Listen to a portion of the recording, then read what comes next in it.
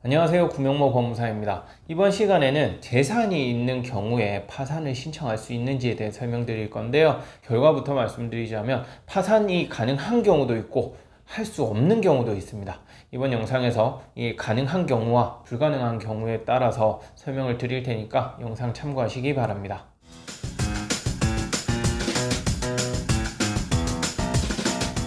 재산이 있다 해서 파산이 무조건 불어대는 것은 아니에요. 재산이 있다는 것이 중요한 게 아니고 재산의 규모가 얼마인지가 더 중요합니다.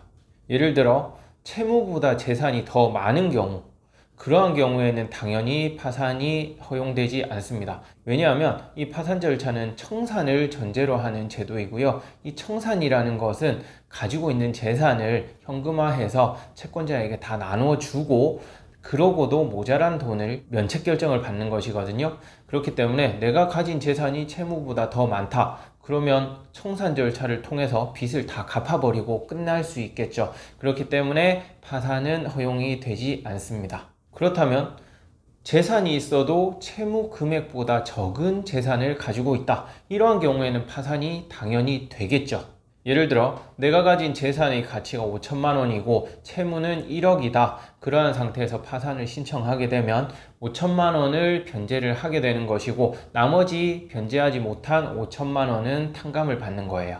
그런데 재산 중에서 내가 살고 있는 집의 전 월세 보증금이 있을 수도 있겠죠. 이러한 보증금이 유일한 재산인 경우, 이 보증금을 뺏기고 나면 내가 살 집이 없어지게 되는 것이나 마찬가지죠. 이러한 경우에는 어떻게 되느냐? 이 보증금은 예외적으로 법으로 보호를 하고 있습니다. 따라서 보증금이 있는 경우에는 일정 금액을 보호해 주거든요. 현재를 기준으로 말씀드리면 서울은 5천만 원까지 보호가 되고요. 과밀억제 권역이나 용인, 화성 등의 경우에는 4,300만 원까지 보호가 됩니다. 그 외에 광역시나 안산, 광주 등의 경우에는 2,300만 원까지 보호가 되거든요. 이렇게 보증금이 있는 경우에는 그 돈을 보호받으면서 파산을 신청할 수 있다는 점, 또 특이한 사항이라고 할 수 있겠죠. 이 부분은 다른 영상에서 제가 간혹 설명을 드렸는데 이러한 사실 꼭 참고하셔야 될 것 같고요. 또 여기서 말하는 재산은